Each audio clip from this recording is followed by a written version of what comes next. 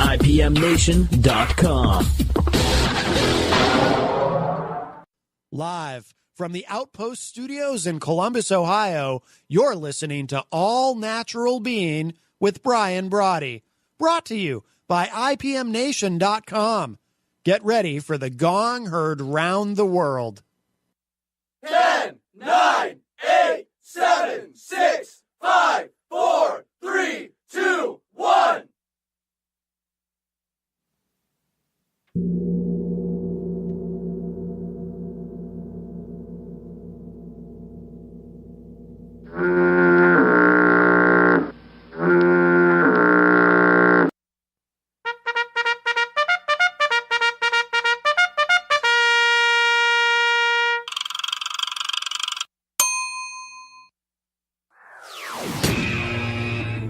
All Natural Being. Warning, All Natural Being with Brian Brawdy is designed to shake your sense of self to the core. It's full contact psychology with an empowering twist, a philosophical loofah for your soul. For those of you not ready or comfortable releasing your inner superhuman, listener discretion is advised. Here's your host, Brian Brawdy.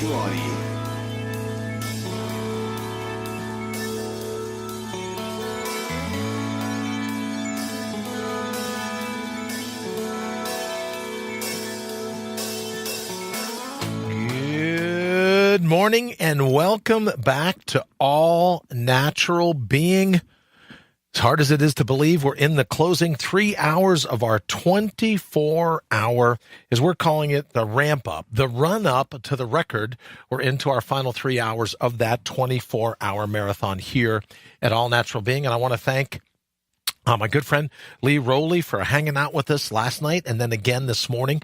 And I'm really honored as well to have a second return guest, someone that started off with us early yesterday morning and will be back with us even earlier today. Of course, Henry Noel from Transitional Radio. He'll be here with us in just a little bit. We're still trying to work out some of the internet kinks here. I cannot figure this out for the life of me. So let me say this. If we get to the point where the internet signal from Facebook goes down, Jenny and I were talking about a little bit ago, don't forget IPMNation.com/ANB now, and you'll be able to listen to the audio. The IPM Nation signal is just fine. It's not being interrupted at all. Excuse me. It seems to be something within Facebook itself. So good morning once again. Welcome back. Thank you so much. We're in the closing three, as hard as it is to believe. Thank you for hanging out with us here at All Natural Being. All right, let me hop over into the thread real quick, see who is here, see who you think I've been up all night. See who is with us, who we're talking to, and say, oh, Henry, I was just talking about you. Thank you so much, sir. Looking good. Thank you very much. I appreciate it. Heather, good morning. Henry, good morning. Thank you so very much for joining us here at All Natural Being. Henry, I know you had a heck of a day yesterday as well, judging and the cook-off and the barbecues and everything else. So that had to be a heck of a day. So let's go ahead and jump to it. We're taking our first call right here. We're in the closing three. Good morning. Welcome to All Natural Being. Who's with us? Well, good morning, Mr. Brown. How are you, sir? How are you is the bigger question. You look good. Thank you. Like you're hanging in there, or you've got a good mask on, one or the other. Yeah, well, I do wear a Halloween mask most days of the year. I do think I look like a unicorn. At the very least, you have to admit I have a face for radio. So I'll give you that one. Well, only because you asked, right? Because you asked. And can I just bore you with some of the details? Please. So, the ramp up to the record, Guinness Book, 81 to win. You know how all that goes. So what they said to me was, you get 20 minutes every 4 hours. So last evening, what I did is I took 20. I'm just crack at the math, right? So 12, so 4, 4, 8, that's 16. So 16 hours into it, I decided, that means I have an hour and 20 minutes. 16 hours in, right? I could take an hour and 20. But we were just plagued, as it continues to be. The internet keeps just, I don't understand what's going on. But in any event, I wanted to reset the internet, and I knew that was going to take a few minutes. So what I did was I took a break, reset the internet, and I said, all right, let me try to get 50 minutes of sleep. Let me just see if I can get a little bit of shut-eye, because ultimately, Henry, as you know, one of the things that I wanted to do through all this was I really wanted to practice. Hello, Janice. Nice to see you. Thank you for joining us. Good morning to you as well, sis. Thank you for joining us at All Natural Being. I wanted to practice, right? Because last night when I got to 9 hours, I'm like, I'm a ninth of the way there? Yep. Are you kidding? I think I'd rather be a rodeo clown, right? I think I'd rather be a rodeo clown than go through 9 times of this to get to the 81. But I said, okay, no, let's just hold on. So then what happened was I fell asleep. I woke up 40 minutes later. I woke up 10 minutes before the alarm went off. So I said, okay, great. Must mean I should come back downstairs, check and see what's going on. But yeah, 40 minutes into the gig, I woke up. Wow. So I'm like, okay, great. And then John's texting me, goes, hey, are you okay? And I'm like, yeah, I'm 10 minutes ahead of schedule. So I came back down this morning and we were back on right at 5 o'clock, which means we had 10 minutes left to spare. And still, if this were a world record attempt and if Guinness were watching it, then they'd have to say, oh, he beat it by 9 minutes and 55, or, 9 minutes and 55 seconds. So I was pleased with that. The other thing I have to report, no headaches, right? So that part's good. I was really a little concerned that what would happen, if I lie down for too long, I get pretty debilitating headaches. I was afraid, what if I stand up? What if I'm vertical the whole time? Glad to report, absolutely no headaches, no swelling. That part worked out good. Oh, glad to hear that. Thank you, man, brother. That's fabulous.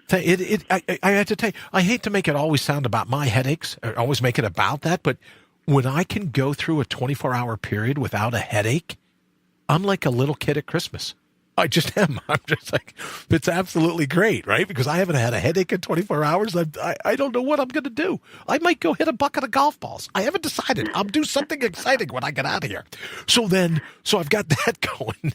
And again, since you asked, thank you for asking. I've identified, like I did a post over on Facebook the other day, and I said, oh, we're doing the 24-hour. What could possibly go right? So I have a clipboard of all the different things that I go, oh, yeah, that would have been smart. Oh, yeah, I should have thought of that. And as you know, and I believe, if you see something in the production this past 24 hours, you go, hey, you know what? That was pretty state-of-the-art. That was pretty sharp. All that credit goes to Wayne. All right? Because your brother's just brilliant when it comes to some of the stuff. The stuff that I touch and it goes south, I'll take full credit. But the stuff that looks the best, when you go, oh, now there's some production value in that, that's Wayne, not Brian. But what I am trying to do, Henry, is learn, right? Like, okay, so you do this for you and I both do this as a living. I was going to say as our day jobs or side jobs, whatever. We have these carts where you go from Matt's open to the countdown to the fog. You go through. What I realized is that if I want to go and turn on a light, last night, if I wanted to get the chair for Kelly, if I wanted to do this and that, I need to run all those carts, all those sound bites together. So instead of standing here going, it's soundbite 1, soundbite 2, soundbite 3, is that right? I can buy myself an extra 8 minutes editing all the sound bites together. And then I can run around and pull cable. I can adjust lights. I can do all these other things. So little things where you'd be saying, Brian, you didn't know that? No, no, not a clue. Right? These were the things, if the good folks at, 104.9theriver.com, if they had returned my emails, right, they probably would have said, hey, did you ever think of doing this? Well, I have now. So that's how my morning is going, right? My stomach's been growling ever since you sent me the pictures of all the steaks on the Barbie. So my stomach's been growling. I go, everything. I've been taking everything from tryh2.com. So you're eating steaks and I'm eating wheatgrass juice powder. So just in the interest of full disclosure, who do you think's had a better time the last couple of days? It's great stuff. Well, Don't get me wrong. I love it. Right? Don't get me wrong. And you can mix it in with like for St. Patrick's Day. You could mix this in with mashed potatoes, and they'd make great green mashed potatoes. Let me tell you. So you've been eating steak and hors d'oeuvres, and I've been eating spirulina. But it is my surf and turf, the wheatgrass juice powder and spirulina, and just some of the great stuff from over at tryh2.com. So that's it for me. When I say a nutshell, I'm not screwing around. That's it for me in a nutshell. Let's talk about you. What's been going on? You had judging, you were at barbecues, and you sent me some pictures. It just looked like everyone, if I can call it a shindig or a hoedown, whatever it's called, it just looked like everyone was having a blast. What was your day like yesterday? It was really fun. I mean, cool. It's something that you just don't get a chance to do routinely, and especially living outside of the country. So here I'm in this beautiful, lovely town with a small community in what is it, East Texas, up in the Panhandle, and it's just absolutely fabulous. The town has been just fabulous. Mobeedy, Texas. Population is 101, and they teamed up with another community that's 11 miles away called Wheeler, and the families just come together, and they had a great big picnic and a big barbecue, and it was just an absolute ball. And I got invited, and well, actually Rita and I both got invited to be judges for the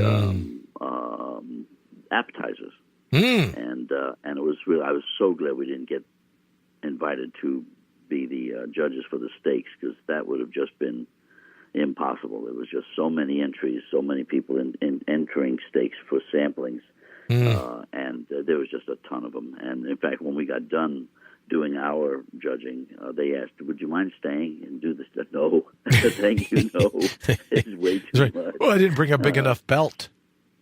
But right? They must have had 250 ribeye steaks here, and they were cooking. It was just amazing. Gosh, it was just amazing. As Rita says, old-time American celebration. Nothing. But I have to ask you, you said one town is a population of 100, and two towns 9 miles apart came together. So when you add both the towns, what's the population?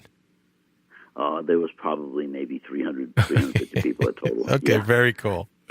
Very cool. Well, I could hear it in your voice that you had an exciting time, probably a little bit of running around, heavy lifting. I can hear it. But it's not. Now, what will you do today? Is it like a 2-day gig? So are they having another party today?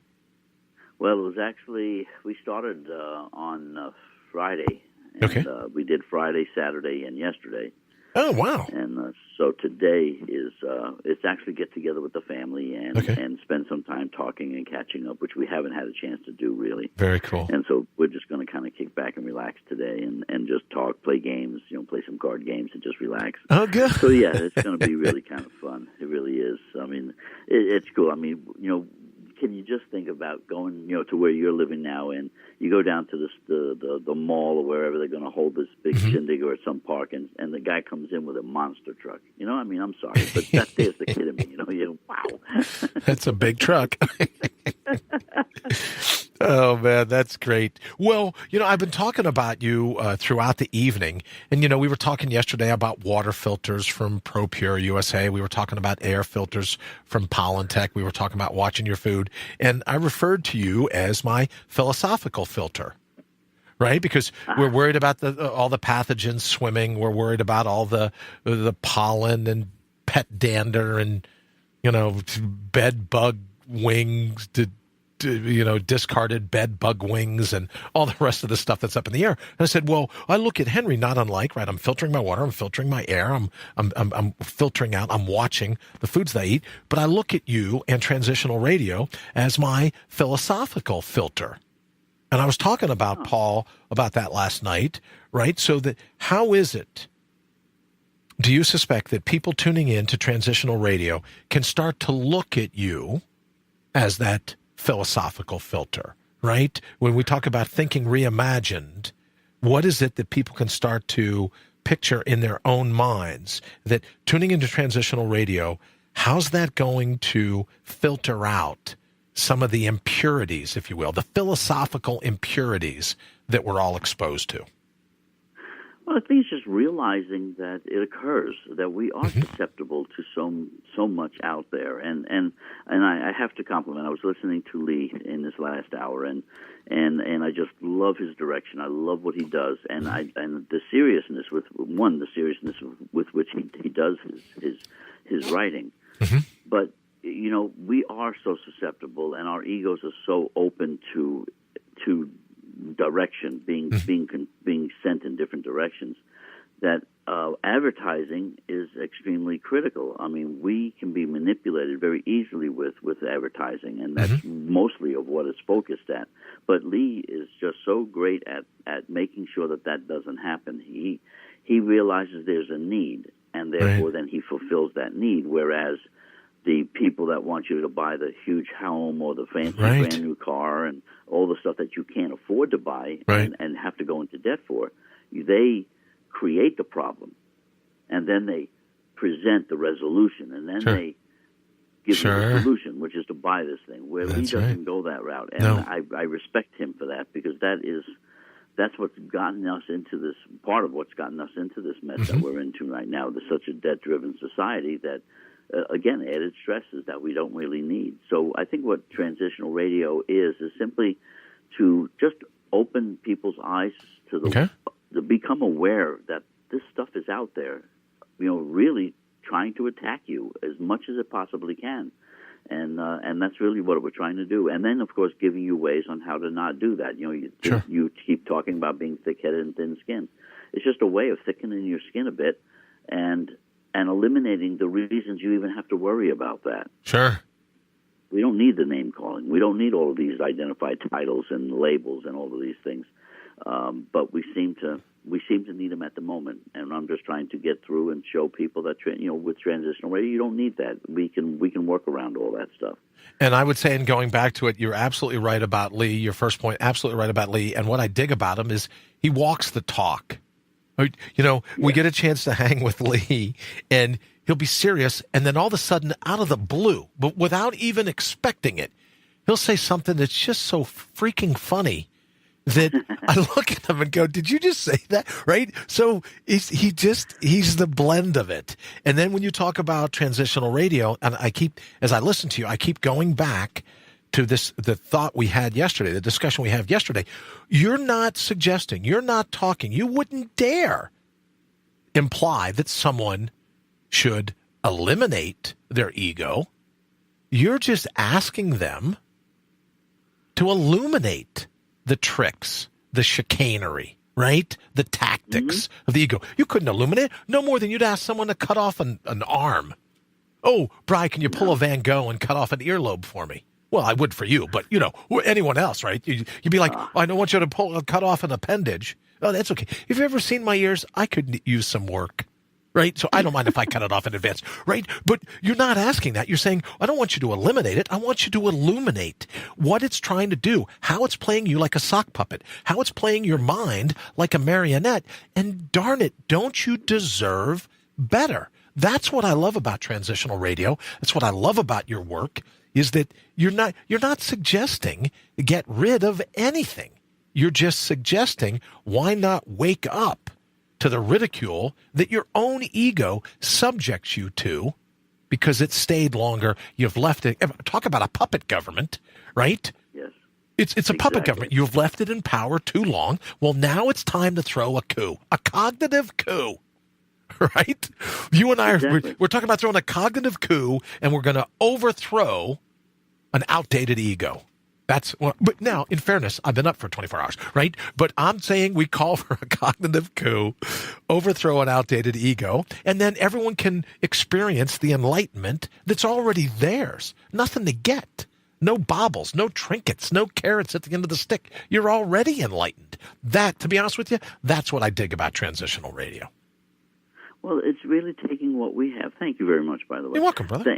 It's taking what we already have and putting the light on that, and realizing that the only reason we're not aware that it's there is it's been buried by all of the mashugana that ego has thrown at us, and we've accepted it and taken it on as our own. Now we are forever feeling guilty because ego has pushed us down the road to have done something that we have to feel bad about now. Sure. And so we carry this stuff forever. It's like every experience we have, either good or bad, we throw in this backpack of ours, and we just keep carrying it and carrying it and carrying it, and it never goes away because we're constantly reminded of it. And so, yes, it's just acknowledging the fact that we have an ego. That's the realization. We have to admit we have one. And we have to also admit that it's really not that good for us. Interesting. And so therefore we take control of it. And then we can start to question every time a thought comes into our head. Is it me or is it Memorex? Right. Is it the ego? And so once we can do that, now we start to get control of our life. And we can say, well, I'm not happy about this. Well, why? Sure. And we can go through this and Sure. work through it. And the why's probably I know it drives parents crazy when a child asks why. You've gone through that, continue Sure. to go through that. Sure. I went through it. Sure. And so the why, but that's how we learn. Sure. I mean, we don't ask ourselves enough whys. And Well, we have what's to. We have fascinating to me, Henry, when you said that just now, when you said, "Oh, you have to admit you have an ego," can I tell you exactly what popped into my mind? Sure. When you go, if you ever go to Alcoholics Anonymous or you go to a TOSTA program, what's the first thing they say? I'm an alcoholic, right? You have to admit. So that's the first time I've ever looked at it that way, that an outdated ego is a form of dependency. So you go into AA and you go, "Hi, I'm Brian. I'm an alcoholic," or right, whatever, however those groups work. But the first step is admitting it. So when you said you have to admit you have an ego, that was brilliant, because you're right. The first step in any addiction, the first step in any dependency, is you can't deny that you have the dependency. Well, and Is that fair? You're right. No, you're right. You have to admit you have the dependency, but you got to not take on the label. In other words, Right. you're really not an alcoholic. Right.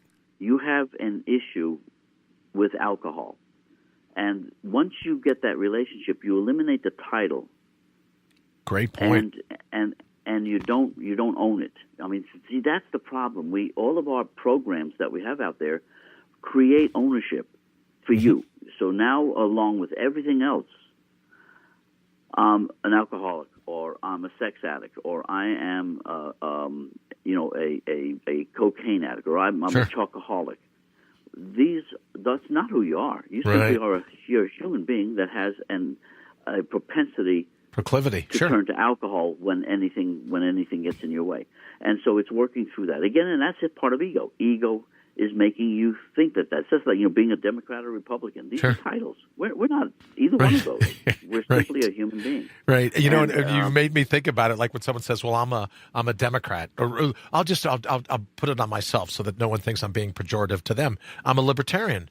And I would think, okay, great. Show me what part of you, where is your patellas? Are your patellas Right. libertarian? Your collarbones? Maybe your sternum. That's it. Your sternum is a libertarian. And if you can't identify it right on your body, you go, no, that's a label.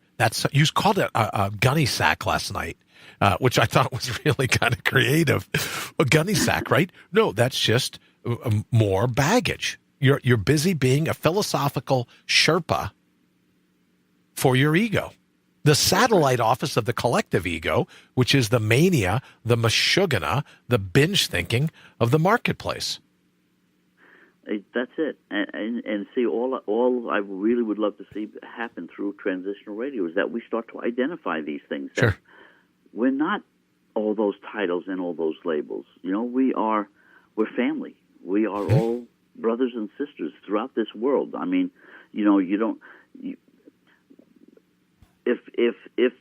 if the Creator did what it does, and we were placed here because there was a lot of love in this whole intention of creation, then why are we out there killing each other? I mean, we're Right. brothers and sisters. That's not what the intention was. Right. It's how the intention has been developed. So no, we have to stop the labels. It's not that we're American. Well, actually, you're not. You're North American, and that's what we really are here in commodities within the United States. But when you talk about how we migrated out of Africa at the very expansion of the human race, there were no borders, Right. and yet we create these borders for ourselves. Mm-hmm. Our labels, that I'm an American, or I'm French, or I'm Russian, or whatever the case may be. And now we've separated ourselves. And then within this confines of the United States, now I'm from Ohio, I'm from California, I'm New York, I'm Florida. Right. Yeah, I'm a Floridian. I'm a New Yorker. Yeah. Yes, sir. So yes, now, sir. now we've separated ourselves within our own group, our own family within one nation. Well, then you have counties. Yep. You know, and you go, wow, you know, and you know, here you're in College Station in Texas. You're from Texas A&M University. You know, you're in Austin. You're from the University of Texas, or the way we used to say it, Texas University. Sure. And so you know, we have these.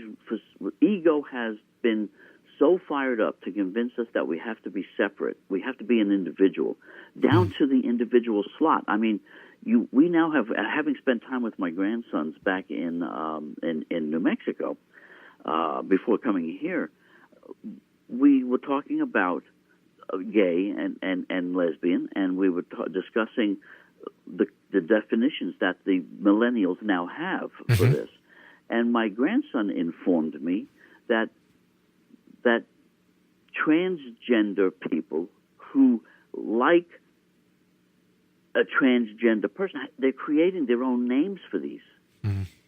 And that's frightening to me. I mean, that we are really getting down to where every individual is going to have their own title, their own way of looking at themselves, their own definition of themselves, and we're going to be so cubbyholed that we know nothing about each other. And so we're trying to change that. I'm really looking at trying to go at that and change that with transitional radio. And I'm working with my grandson here in Mobidi. He's 19 years old. His name is Chance Mahan, by the way. And he is fabulous. Great. I mean, yes, he's 19 years old. But what he wants to see is what I've been wanting to see is, yeah, I'm 69 years old. And he's 19. We have a few years difference. But I don't want to see this gap go any wider. I really want us to come together and understand what we are all about and what we should be living our lives for. And so, I mean, he's a writer. He writes a lot of the rapish type music, but he writes the beautiful poetry, absolutely fabulous. And so his whole direction is to do that, is to get along with what I've been writing, and then put his poetry within it, and then or create the poetry, and I can write around it. And so he and I team up a bit and start putting this together, because I think it's very important that we do this and bridge this gap between the millennials, because I think they're getting a bad rap to coin a music, because we haven't given them the tools to live life. And so I think it's our responsibility to make sure that they're prepared to be out there in this world that they totally don't understand, and why it's the way it is. That ego created this world. We did. Our parents did. Our grandparents did. We created this world. We live in it now. We're the ones manipulating everybody into buying this or doing that because ego wants it. And they totally don't understand it. They have no concept of what's going on. And so I think it's really our responsibility, instead of trying to usher them out of the house as fast as we can possibly get rid of them. Why don't we teach them something? Agreed. It's not up to the educational system. It's up to us as parents. Well, let's hope it shouldn't be left up to the educational system or the lack thereof. I would absolutely agree. And also, as I hear you say that, please tell Chance I'm looking forward to meeting him. We corresponded briefly a day or two ago, and I think we're going to try to catch up. And he got busy and I got busy, but I'm looking forward to being able to hang out. And I would love it when you two collaborate and you decide to do something. I would love to have it air live on All Natural Being.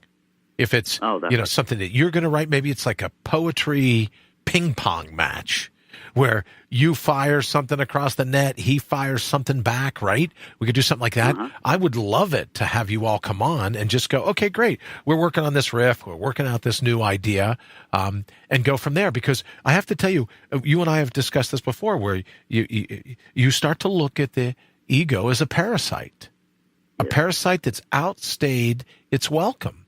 And if everyone everyone wants to be called this, or there's, all the different titles. And I think what happens is, subject to the pigeonhole, you'll never make it down the rabbit hole. So people want to pigeonhole themselves all the time. That just It's just the same way of boycotting your run in the rabbit hole. And exactly right. it can never happen that way. And I think that the more people begin to realize that you're so much more than your titles. Then, yeah. Right? Very now, well I get in put. trouble Very all the well time, put. Henry, because, right, people say, well, what do you think about open borders? The day I can paddleboard, I'm not going to paddleboard anymore that distance, but the day I can hop in a boat, you and I can hop in a boat, go to Havana, have a mojito, and turn around and drive back, I'm going to think I'm free. Right? So I get in trouble because people say, well, we need strong borders. Yeah, I want to be able to go and have a mojito wherever I want. Right? I want to be, right? I was born on this planet. I shouldn't have been, because like you say, you have continents, then countries, then states, then counties, then towns, then villages, then hamlets, then, for God's sakes, housing association authorities, or whatever right? A big government lives in little minds. But how much more can we parcel it down? Right? Yeah. What is it? Is there something other than a hamlet? How much smaller a housing authority, right? Or the housing association, whatever they call themselves. So, right? Towns, villages, hamlets, and housing authorities. Until we figure out how two different houses on the same block can get together and say, well, we're the north side of the housing authority, not the south side of the housing authority. It's just insane. Well, and it is. I mean, my daughter and son-in-law they purchased a home. They're having a home built for themselves. Oh, cool. And it's within a neighborhood, and they decided they wanted this particular elevation on the house, this particular facade for the front. Mm-hmm. Well, the neighbor had chose that one, so they couldn't do the same one as the neighbor. And you think about this. How much more division do we have to have before we finally get people's attention? No, you're allowed to be in that 3-foot corner of the bathroom, but that's it. That's the only place you can be. Now, how do you get... You can't. You've got to be right there. That's it. That's your world. We're becoming so restricted in our movements, and we think we're free. We actually think this is the land of the free, but this is what we're doing, and it's really frustrating to watch it happen before our eyes, and people aren't seeing it because they're amongst. It's hard to see the forest for the trees. They're stuck in the middle of it. They don't even see this is happening to them, and that's all we're trying to do is get them to understand. Look what you're doing to yourself. Look what's happening to you. And you're buying into this. Sure. And yet you still think you're free, that you have all your freedoms.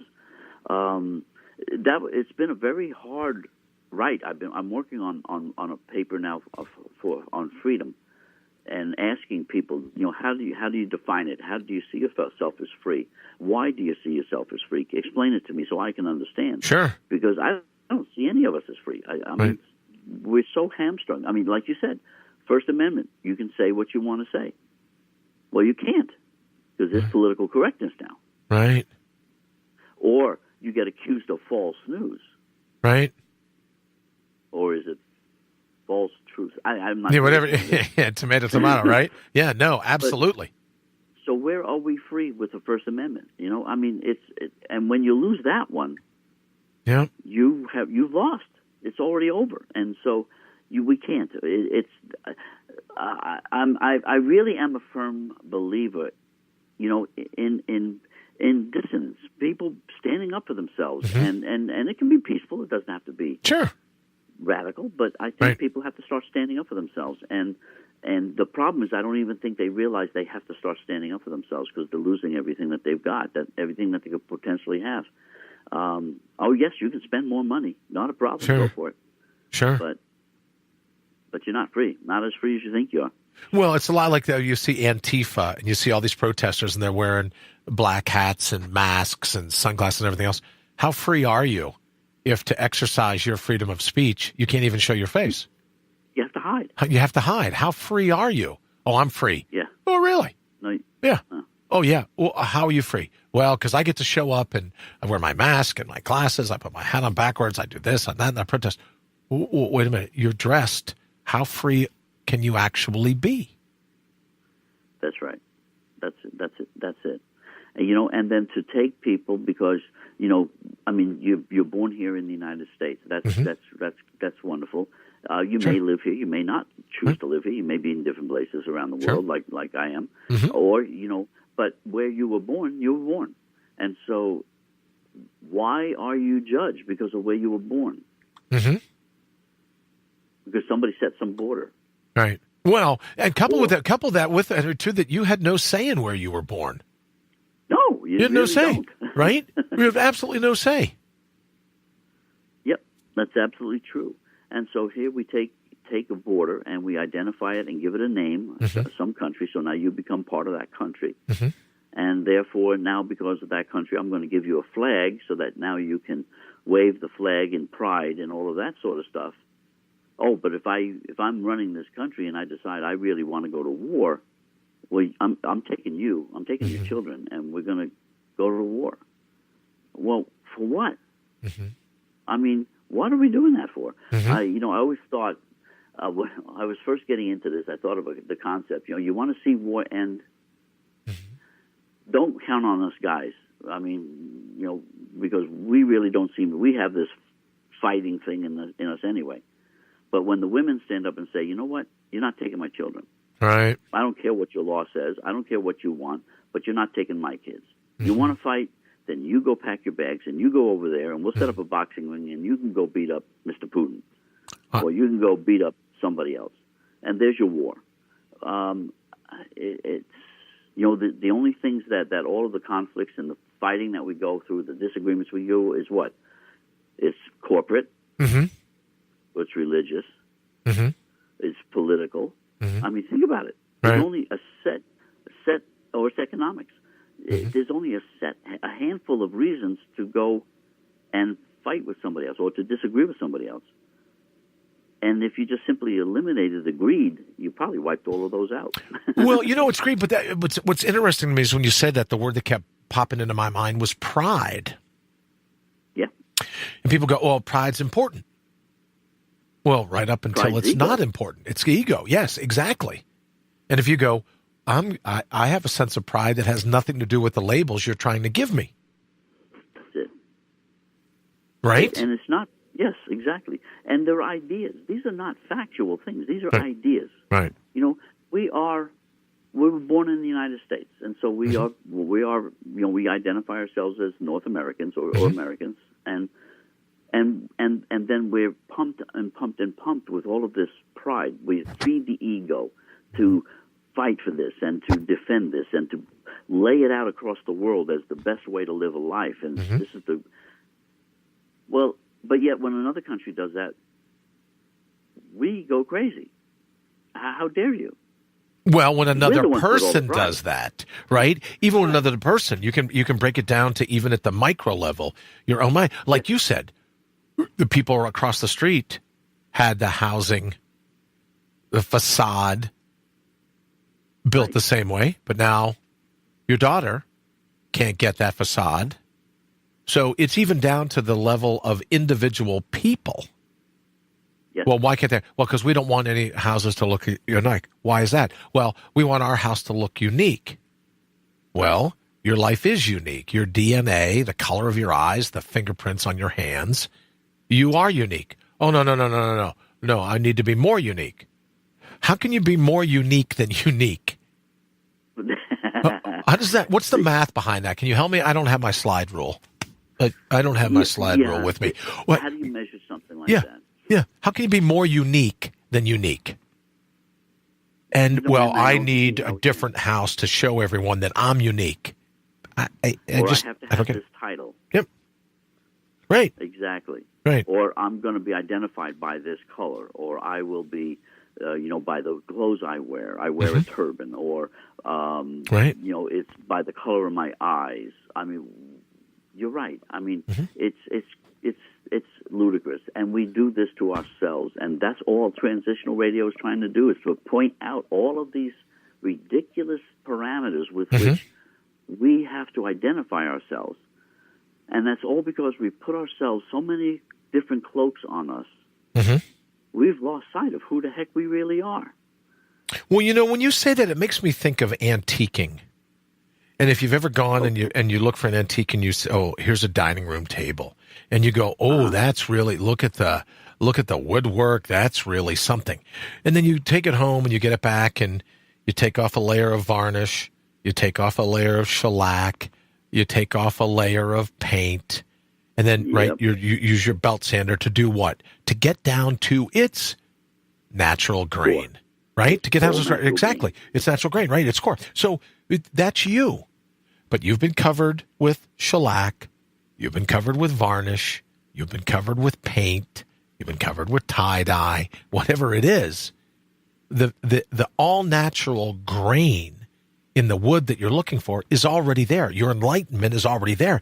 It's like a big landfill, and you're at the bottom of the landfill of all the things that the ego has piled on in an attempt to give you a sense of pride. Well, look at all my stuff. Remember George Carlin said, it's all about stuff.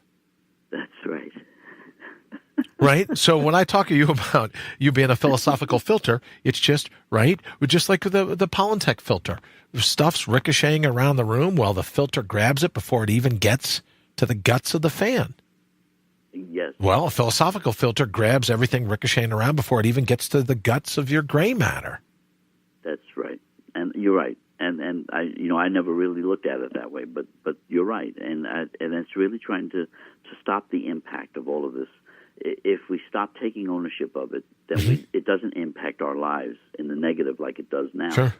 And I just want people to realize they're happy. I just want them to realize that they have no reason to feel guilt, that they have no reason to have grief, they have no reason to have all of this, the negative things that we constantly use to dictate and control our own lives. Life is fun. I mean, it really is. When you can pull off all of that stuff, man, you find out life is a ball. I mean, it's a blast. You watch things, you get to see things out there, what people do, and it's funny. It just makes you laugh, and that's what I love about it all. You get to really enjoy your life, which is why we're here. Which is why we're here in the first place. I would be, right? You're not going to be more unique than that. Not at all. And that's why I think there's a difference. We talk about this all the time. There's a difference between normal and natural. People go, well, it's just normal. Well, I don't give a crap, right? That it's normal doesn't make it natural. That it's normal if it's something that's injurious. If it's normal, what do I care? Well, status quo, don't care. Common sense, don't care. Community standards. I really couldn't care less about those, right? Because just because everyone else tends to get together and agree on them doesn't make it natural, doesn't necessarily make it good. And what is they? If it's a collective hysteria, it's still hysteria. That's it. That's it. I mean, we tend to take what we want to define as a human nature. Human nature is something that every human being would do in a certain circumstance, in the same circumstance. I have yet to come across one thing that every human would react the same way. I mean, you'd be repulsed if somebody cut somebody's head off. Right. But that don't mean everybody does. I mean, in 1950s, we still had headhunters in the Amazon. Right. I mean, we're not sure they don't have them now. Exactly. There's still tribes we don't know. Absolutely agree with you. So it depends. It doesn't. I don't know if there really is a human nature at all. And I'm doing a lot of looking into this, a lot of research into it. But I'm beginning to believe it's simply another concept to justify us doing things to each other that are wrong. It could very well be. Because if you can identify a human nature, then it's not too far to go, well, my human nature is better than your human nature. Right. It has to be pigeonholed. Stand up. Yep. It's human nature to stand up for the flag. Again, a symbol of something. Right. Of something. Well, you don't see everybody doing that, do you? No. So it's not human nature. Right. In human nature, everybody would do it. Maybe a bear coming at you, human nature would be you'd run. Well, some people don't. They freeze. That's right. Absolutely. So it's not human nature. And so like I said, breathing, I guess you could say, an inhale is about as close as you can get to human nature, maybe. I don't know. And that's automatic for us. But that's automatic, exactly. I was just going to say, or a human heartbeat, but that's automatic. Yep. So you can't even say that. I think there's an interesting way to look at us that really does define us as who we are. It's our individual nature. It's our individual way we react to things. But we have to do that within the confines of society, of all human beings, because we are all related. We are all brothers and sisters. So, it is a very interesting thing. And now with the younger generation really fighting for their own identity, it's really tough. I don't envy them. They have a tough world to deal with. But I really would love to get hold of. I'm going to try to get hold of some of the rappers that my grandson Chance listens to. I'm going to try to get hold of their agents and see about really getting with them to let them see what I write about and see how we can coordinate this stuff and pull this generation together and along with everybody and stop separating it from one generation to another. Again, here we are my generation, the baby boomers. Then we have the next generation, Generation X, Generation Y. Why do we do this? Right, well, because we want a bigger alphabet. Maybe. Right, maybe we're going to say, okay, well, we clearly have more generations than we have letters in the alphabet. So let's start, maybe the Chinese alphabet, they have a lot of extra letters, I think, right? I think we could borrow those. Yeah, we can borrow some of those. They're our brothers and sisters, sure. Right? Yeah, sure. We can borrow that. Yeah. So I think when we kick around the concepts of transitional radio and when we kick around the concepts of thinking reimagined, it really is that. It's reimagining the very best way. I was interviewing Dr. Warren from BioPro Plus last night from Alternative Health Concepts, Mike's dad, and he said something to me that. He said something to me that made perfect sense. He goes, you need an optimal immune system to be able to survive today. Optimal immune system, you go through life unscathed. Nothing will touch you. But he goes, it's a compromised immune system that leaves itself open for attack. So you got a healthy, optimal cognition. You get through unscathed. That's right. You have a compromised cognition. You leave yourself wide open for every ailment there is. Wow. Right? Absolutely right. Beautifully stated. A compromised cognition. So when I think of thinking reimagined, when I say, oh, Henry Knoll is my philosophical filter, it's who wants to run around with a compromised immune system physiologically or philosophically? Why would you do that to yourself? Life's tough enough. It's a tough enough gig, as Dr. Warren said, it's a tough enough gig when your immune system's firing on all cylinders. Why would you tie your immune system's hands behind your own back and then expect it to go, oh, I should be able to handle this ailment. I should be able to do this. I should be that. And your poor immune system's going, wait a minute, you got me hogtied here. Yep. As you eat another Big Mac or whatever, right, whatever. But you have to admit the special sauce in those Big Macs, they know how to make them, right? But your immune system's going, really? This is all the more help I'm going to get? I saw this video the other day, and it made me think of you, where a cop is busy trying to arrest someone, and a security guard is standing there with a cell phone camera filming it, and the cop's going, hey, can you help me? He's trying to get my gun. And the moment I saw that, and they fired the security guard, by the way. She's out delivering pizzas for Papa John's or whoever, whatever the deal is, right? Right, whoever. But it made me think, wait a minute, your immune system's going, can you just help a brother out?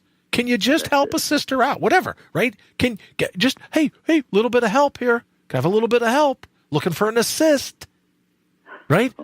Right? And then you go, oh, well, I'd like to, but I'm busy eating, drinking, smoking. Oh, I'm way too busy to help you. Yeah. And your immune system's got to look at times and go, what? Right? Yeah. Your immune system. You expect me to protect you, and you got me tied in a closet. Yeah. Yes, exactly. Right. That's like having a bodyguard, right? A security detail, and you leave them locked in the garage. That's right. Oh, wait a minute. Someone broke in. You didn't help me. You left us locked in the garage, Needle Knits. What do you mean? We couldn't help you. We were locked in the root cellar. And so I think if excuse me, a philosophical or a physiological, your immune system would go, yeah, what did you expect me to do? Just curious, right? We're just spitballing here. We're just kicking around amongst friends. What did you anticipate I could do when you hogtied me, put a burlap sack over my head, and threw me into the storm cellar? Yeah, and because you got robbed, it's my fault. It's the immune system's fault. Yeah, so that's why when I talk about thinking reimagined, if you look at it that way, you go, I am. Kelly was here last night, and she said something that was just really wild to me. She goes, the moment you eat, the food that you're ingesting begins to attack your teeth instantly, right then, in that moment. That's thinking reimagined for me. You know, some of the people that we talked to yesterday, it's just, it takes off, Steve from ProPure. Oh, it takes out 200 contaminants in the water.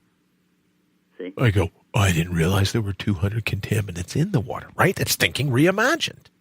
That's right. Right? Yeah, it's becoming knowledgeable. It's becoming knowledgeable. And then utilizing that knowledge, which I define as wisdom. Sure. Rather than either ignoring everything and just being ignorant, or having the knowledge and not using it, which I call foolish. Right. And so just taking, it's the whole choice. You want to be foolish or you want to have wisdom. And it's we have that choice every moment of every day. And so many just choose foolishness because we're giving you the information. What you've done over these last 22 hours has been to give data out, give information out to help people to make rational decisions about themselves, about their own lives. Right. And yet you still have to argue with that it's not being selfish to take care of yourself, because no one's going to take care of you except yourself. Right. And and on the airlines they tell you put the mask on yourself. You won't be around to help it for the kids. That's right. The kid's going to die there while you're sitting there suffering. So why do we do this? We seem to be searching, and what you're doing with this show and with what you're in, with what the people you have associated with this is to give people some knowledge. And all I'm doing is pushing them to say why this, why that, why that, why do I feel that way, why do I want that, what. So my compliments to you, Brian, for what you're doing, and I hope that you keep doing it and doing it and doing it, because this is what we need. We need the 2x4s. We really do, to get our attention. And I'm not strong enough to pick them up anymore. So I go at it a little differently. I have a weight limit. I'm not supposed to lift more than a gallon of milk. Well, my neurosurgeon said, we don't want you lifting more than a gallon of milk. I go, I don't like milk. I wouldn't pick up a pint of milk. All right, so I don't know if you can see this, but our customer satisfaction is our number one goal. So throughout the 24 hours, here's my placard, like a ring girl in Las Vegas, right? This is my placard. I love it. Right? Thank you very much, sir. It was just because I wanted people to listen. If people could just tune in and go, oh, it's all his friends, it's all his family, everyone was yucking it up, they were having a good time, that would be one way. But what I had hoped to do was make it so that customer satisfaction was the number one goal for that 24 hours. Yes, I wanted to learn, can I do it? Can I stand on my feet? Can I do all these things? And I think I've shown that, I'll be honest with you, Henry, I'm just so thankful that I didn't get a headache, because I'd have to walk upstairs and say to Ashley, okay, how'd it go? Oh, I got a headache. Well, my days in the 81 to win would be over, right? So at least I can be honest, and that didn't happen. But I wanted it to be so that people listening would go, no, I learned some really valuable stuff. And most certainly, the things that you talk about in terms of being my philosophical filter. When I say one of my go-to gurus, I know you don't like the term guru, but one of my go-to gurus, it's because I think there's times where we could all stand to have our water purified, our air purified, and our thinking purified.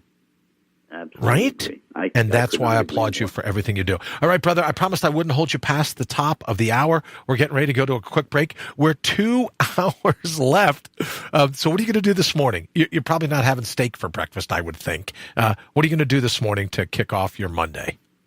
I'm just looking forward to just just starting the day to me. Good. It's just I'm so looking forward to sitting down with the family and very cool and just catching up with everybody. So, my compliments to you, sir. Thank you, Keep brother. up the great work. Thank you. And you look great. Well, 22 hours into this, you look great. With what I have to work with, right? Who are we kidding, right? As I say, I have a face for radio and the rearview mirror. Please give Rita a hug. Tell everyone we said hello. And please tell Chance I'm looking forward to catching up with him. I'm probably going to sleep for a little while here in the next few hours. But I'll tell him he's got you have my personal number, which means he does. Call me anytime. And as soon as I wake up, I'll call him straight back. We'll do that. Sounds good. You so much. All right, Henry. Take Thank you care. for everything, brother. It was great hearing your voice again. Thank you so much. I'll talk to you soon. Bye now. Bye-bye. Hey there, this is Lee Rowley from Sales Copy Academy, and you're listening to the live 24-hour all-natural being marathon with my good friend Brian Brawdy.